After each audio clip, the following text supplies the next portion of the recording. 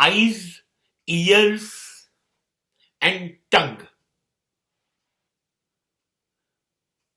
must be controlled. They are very dangerous if they are traveling outside.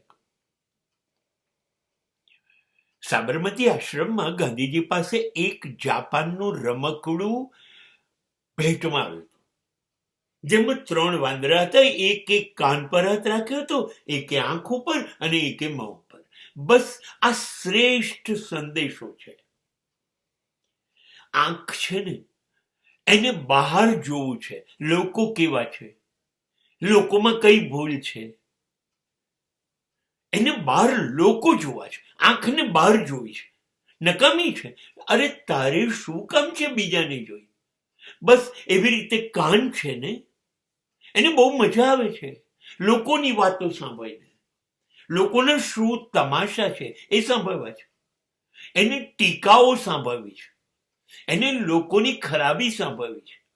એને લોકોની નિંદા સાંભળવી. કાનને એમાં મજા આવે.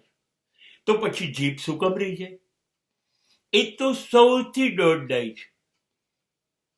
બહુ જ બોલવા જોઈએ છે, અને એવું બોલવા જોઈએ છે કે જે કોઈને ન ગમે.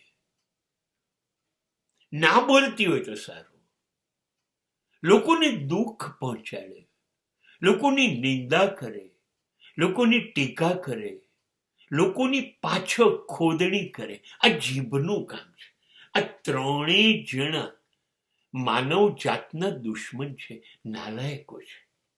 એને બહાર જતા રોકો. આંખને બંધ કરો ને કહો, મારી અંદર જો, મારી અંદર કઈ ખરાબીઓ છે મને જો. બહાર જોવાની જરૂર નથી. કાનને કહો, અંદર જા, મારો અંદરનો અવાજ સાંભળ. મારી અંદરથી એક અવાજ આવશે, હું કેવો છું, મારી શું ભૂલ છે, હું ક્યાં ખોટો છું. એ સાંભળ ને. ગામની વાતો સાંભળ છે ને કરશે. અને જીભને રોકો, ચોખ્ખી ના પાડો. Be speechless, be silent. You have not to speak. તારે 12 વાળા જોડે બોલવાનું જ નથી. તને કોઈ હક નથી. તને આવડતું નથી 12 વાળા જોડે બોલતા. તો ચૂપ થઈ જા, અને તને સજા કરું છું.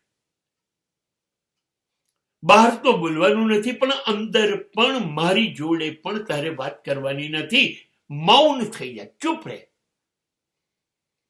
You have to tell your eyes, ears and tongue to travel inside, not outside, and that will be a development.